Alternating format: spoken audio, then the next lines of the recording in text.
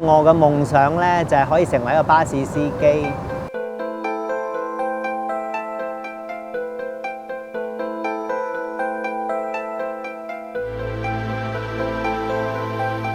以前呢，就去參觀呢巴士廠呢，就喺荔枝角嗰邊嘅。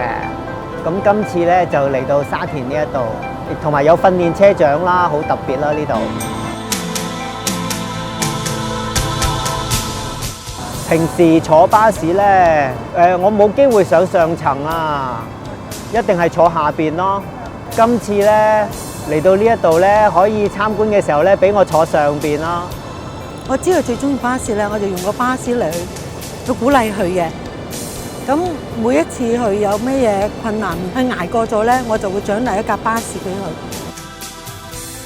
即係雖然唔係話真正可以做到巴士司機，但係都能夠得償啦。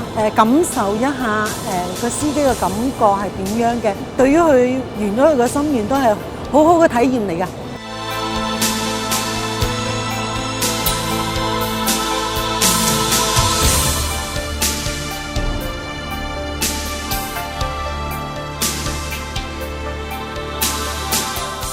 希望其他人好似我一樣，可以參加 YMCA 嘅愛實現計劃呢個活動，可以自己嘅夢想成真啦！